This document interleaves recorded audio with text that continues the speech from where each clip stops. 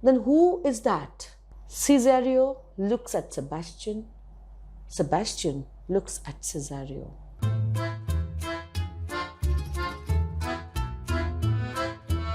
Hello and welcome back to NibblePop. Today in this video, I am going to tell you the story of Twelfth Night, a very interesting play by William Shakespeare. After watching today's video, you would know who the characters are, their relationships, what they do in the play, and what happens in this lovely drama.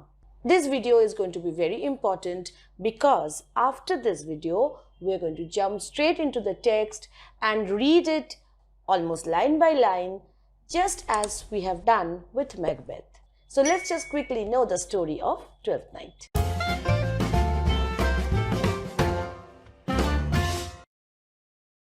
Just like in every comedy by Shakespeare, you have a very wonderful setting when it comes to Twelfth Night.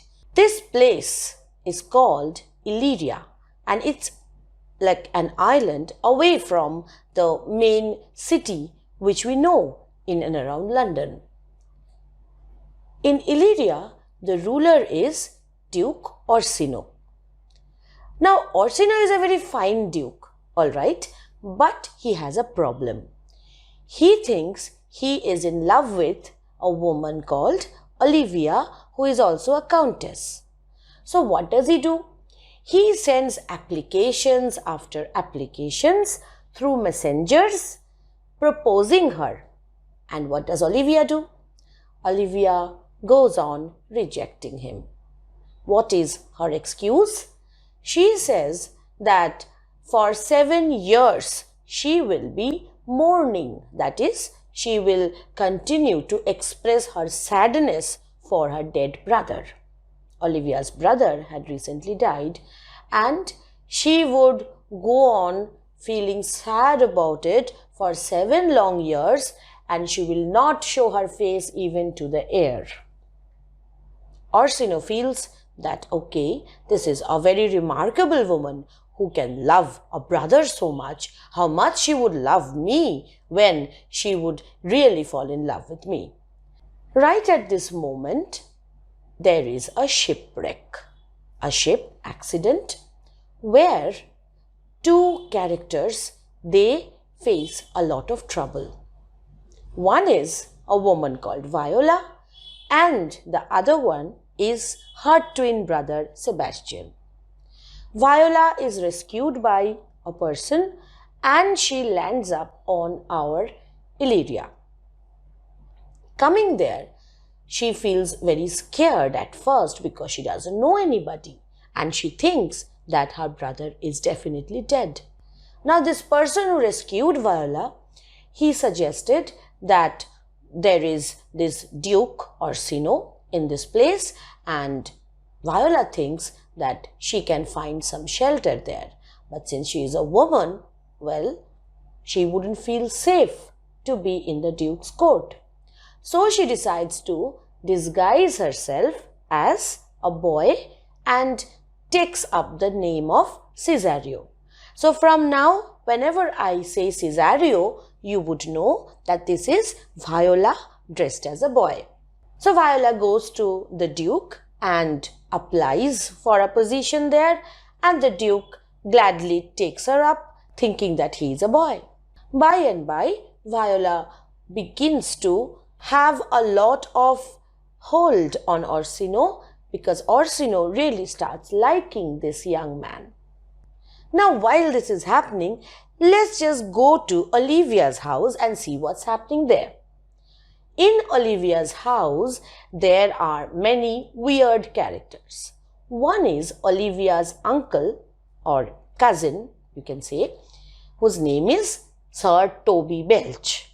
Now, Sir Toby Belch is basically a man who does nothing but drink.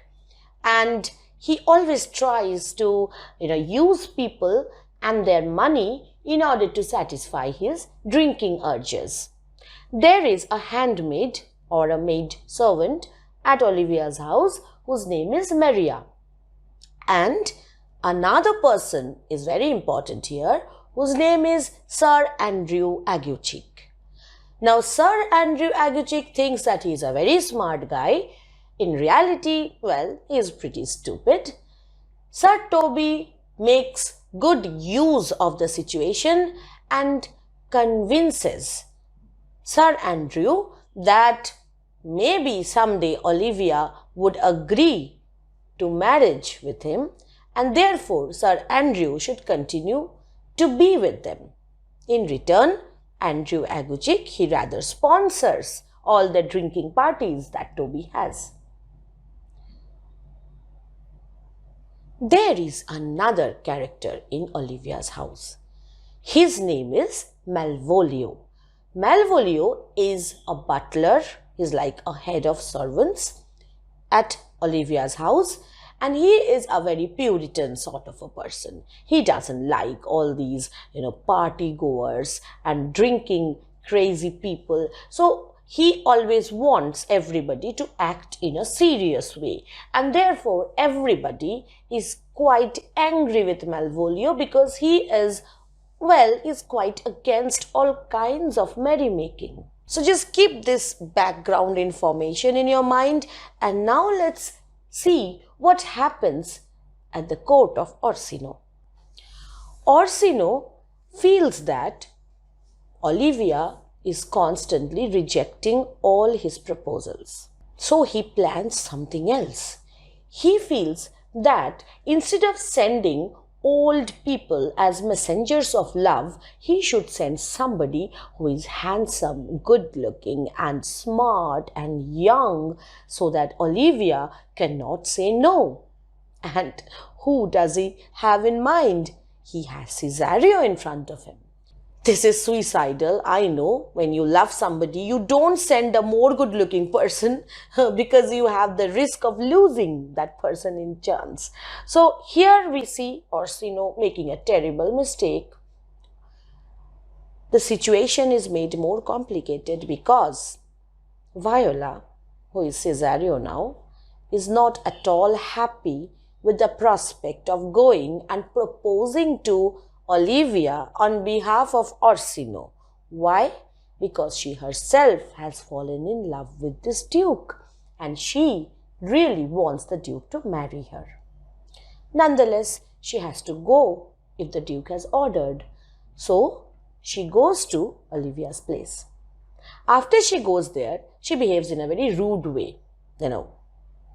Whenever somebody tells her that you won't be allowed any interview with Olivia because Olivia would not hear any message from the Duke, Cesario does not listen to them. Cesario says that no, I'll stand here till I get an audience. Olivia is very interested now. She is observing the whole thing and she decides to come and meet Cesario, this rude young man. Olivia comes. She is wearing a veil in front of her face because, she had vowed that nobody would see her face because she is mourning her brother. And then there's a lot of conversation between the two, and somehow Viola manages to make her unveil herself, and she looks at Olivia and sees that, wow, she's a beautiful woman, and gives some honest compliments too, although Cesario calls Olivia a cruel woman.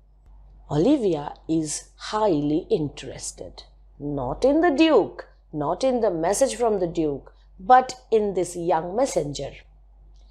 So, when Viola leaves the place, Olivia does a very weird thing. She calls Malvolio, the head servant, and gives him her own ring. Malvolio doesn't know that this ring belongs to Olivia. Olivia says that, listen, this young man, this rude man who had come from the Duke, he had given me this ring, the Duke's ring, and I am not interested in this, so please go and return this to that young man. The ring doesn't belong to the Duke. The ring belongs to Olivia. Malvolio goes. Malvolio doesn't know a thing. He takes the ring, goes to this messenger and kind of throws the ring at him. Please take it. My lady will not have anything of it. Viola is totally confused.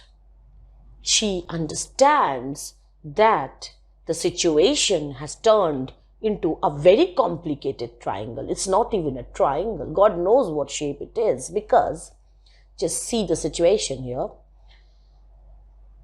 The Duke loves Olivia. Olivia does not like the Duke. Olivia likes Cesario, not Viola, Cesario, because she does not know that Cesario is actually a woman. Therefore, her love is going to fail because she is never going to have the man she thinks she is in love with. Again, from Viola's point of view, just see what's happening here.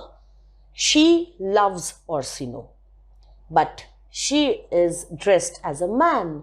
So Orsino will never love her because Orsino is pretty heterosexual in this case. He loves Olivia.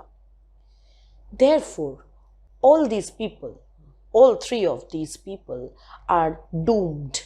None of their loves are going to be reciprocated. So what? Is this a tragedy? What's happening now? Now, when this confusion is going on in the lives of the greater mortals, the royal characters, main characters, what is happening inside the household of Olivia?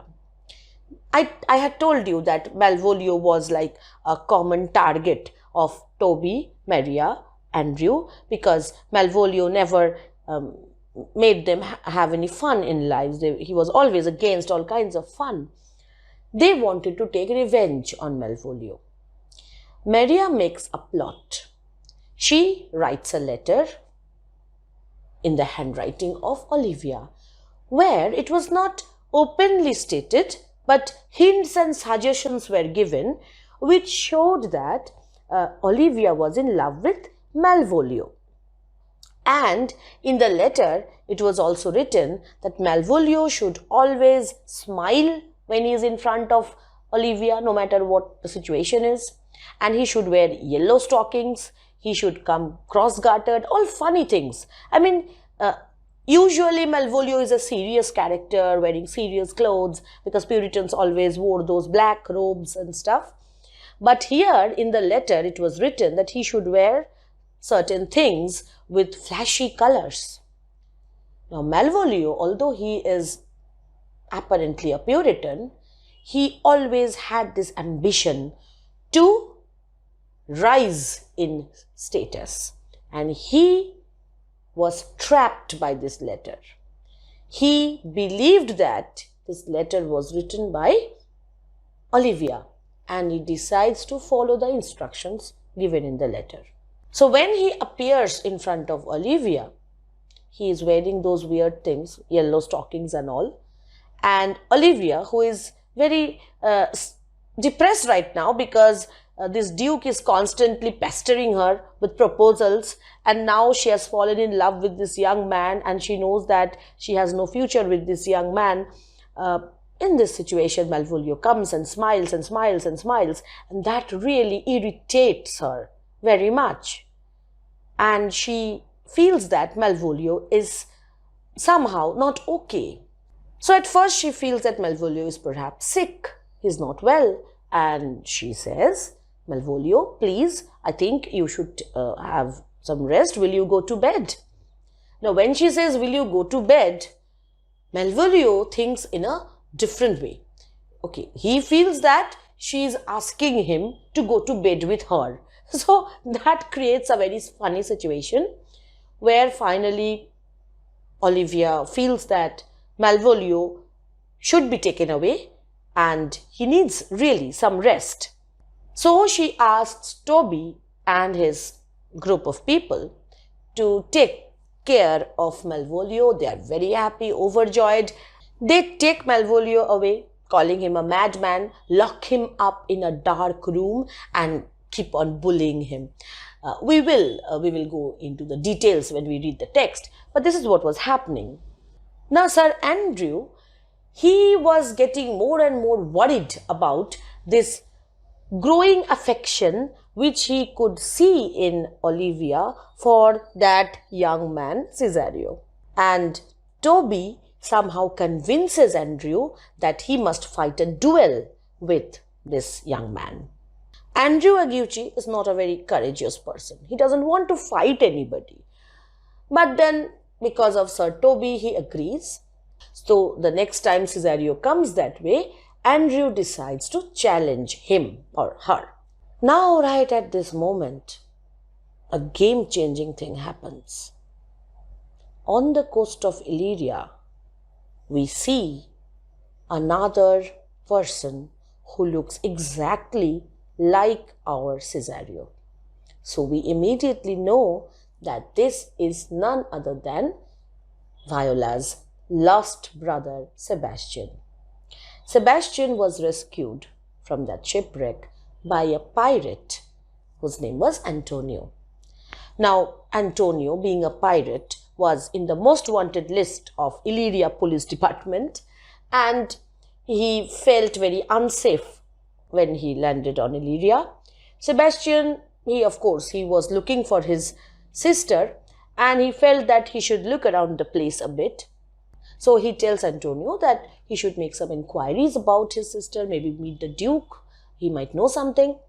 Antonio says that fine, you go about the place, that's okay, but I cannot go out in the open because if people recognize me, I'll be arrested. So do one thing, you meet me at a certain place. So they decide upon this place, a particular inn, and before going their separate ways, Antonio gives Sebastian a bag of money. Sebastian first refuses, I don't need your money, and then Antonio says, no, you keep it with you. You can always give it back to me. Fine, Sebastian goes away. Now, Antonio, he was going away from this place and he comes to the place where at that moment Sir Andrew Aguchi had challenged our Cesario. So when Antonio goes to that place, he sees what? He sees Cesario, and because Cesario looks exactly like Sebastian, they are twins, he thinks that this is my friend Sebastian. And this strange man is challenging him. So he intervenes and he challenges them back. And while this happens, a commotion takes place and the police arrives. The police come and arrest Antonio because he is the public enemy according to them and take him away.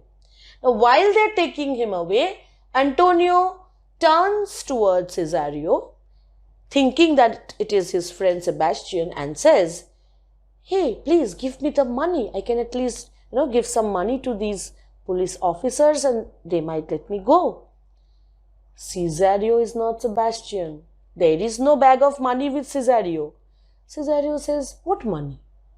And then Antonio is like, he has betrayed me. So he was very hurt. His friend is refusing to acknowledge that there was a monetary exchange. Antonio is taken away. But something happens, Viola starts thinking that this strange man who is going on telling me that he had given me money is definitely confusing me with someone. And in this whole big world, who that person can be who is so similar to me, if not my brother. So now she has hopes that maybe there is a chance that her brother is still alive. Anyway, she goes away from that place, and after she leaves, Sebastian comes to the same place. So everything is happening in front of Olivia's house. Andrew, Toby, they had left when the police had arrived. So they return. They still want to fight. And they see Sebastian. And, the same mistake happens again. They think that Sebastian is Cesario. Andrew comes to fight him. Sebastian is like, who are these people? Why are they attacking me? Anyway, Sebastian, being a man and a strong man at that, he strikes back and he hits them hard. So Andrew, Aguchi, Toby, they all kind of are scared away from the place. Right then Olivia comes. She looks at Sebastian and, well, she doesn't want to take any more chances, and she simply drags him away, kind of kidnaps him, saying that they're going to get married. Imagine Sebastian's situation. What kind of place is this? People are attacking me. This lovely woman is taking me away. Well, he doesn't mind being taken away by a lovely lady. He kind of likes her a lot already. And he goes with her thinking that it's all a dream, and let the dream continue. So Sebastian is very happy right now. Olivia has no clue that this is not the messenger from the Duke. They look similar. She thinks this is her Cesario. Now the climax. Antonio was arrested, and what happens after somebody is arrested? They're taken to the king. In this case, the ruler is Orsino. So the police, they take Antonio to Orsino. Now in the court of Orsino, right beside Orsino, Antonio sees that his friend is sitting. Not his friend, Cesario. He thinks that is my friend. They look similar. And he starts accusing him. I gave you my money, you didn't defend me, and you're sitting here right beside the enemy. That kind of a sentiment goes on. Cesario is definitely now very confused, but she has started to understand that, okay, I think I know why this man is behaving in this way. And right at that moment, to make matters worse, Olivia comes. She arrives in the court of Orsino. Why does she arrive here? Well, she was married to Sebastian earlier, and maybe Sebastian was away for a while, and she was looking for him, thinking that I should go to Orsino's court and see. Maybe he is there because he is Orsino's employee. So Olivia comes here to Orsino's court, and what does she see? She sees Cesario is sitting right beside Orsino, and there is no recognition in the eyes of Cesario, and she feels betrayed. Cesario has no idea that Olivia thinks they are married. Olivia feels that this young man has betrayed me because he is denying that we are married. So she decides to bring the priest and get it confirmed and all that. Orsino is very angry because he is also feeling betrayed. He feels that I have sent this messenger to pass on my message of love, and instead he has manipulated this lady and got her hand in marriage instead of making her my wife. So everybody thinks that Cesario is the root of their problems. Antonio is angry with Cesario, Olivia is angry with Cesario, and Orsino is ready to kill Cesario almost. Cesario thinks that this is the worst day of his life, that is her life, but Shakespeare makes it the best day of her life, because who arrives now in the court of Orsino? Sebastian. Sebastian comes to the court of Orsino. Again, he sees Olivia is there, and he tells her that, I'm sorry, I hit your kinsmen, your relatives. And Olivia says that, this is my husband. Then who is that? Cesario looks at Sebastian. Sebastian looks at Cesario. And that moment of recognition. Because Cesario knows this is my brother. Sebastian is looking like Sebastian. But Sebastian has never seen Viola dressed as a man, so it takes some time for him to register the whole thing. And when they realize, and while everybody is so awestruck by this miracle, twins, we realize that this is the happy ending that Shakespeare has plotted for us. So what does this happily ever after look like? Olivia married to Sebastian. They both love each other. The Duke, when he sees that Cesario is a woman, he realizes that all this while he was thinking that he was in love with Olivia, he was talking every day with this so-called man, young man, Cesario. And every day his affection was growing for this man, and he couldn't understand why he was feeling so attracted towards this person. Now he realizes that this is real love, when you have a real reason to like somebody, not just because you want to like somebody.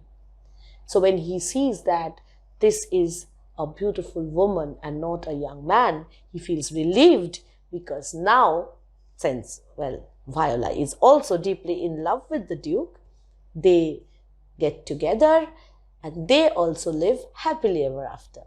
But is this a happy ending for everybody? You forget the man in the dark room who was bullied by everyone? Malvolio, he manages to escape the place. He comes to Olivia in the court of Orsino, and there is a lot of bitterness in him, because he not only realizes that he has been made a fool, but he also feels betrayed by this whole world, because his dreams of marrying Olivia were gone. His dreams of raising himself up from stature of a butler is gone, and he curses everybody and leaves the stage. So it's not a happy ending for everyone, but so is life, isn't it? Anyway, the good people, the happy people, they become more and more happy and live happily ever after. And that brings us to the end of this beautiful story.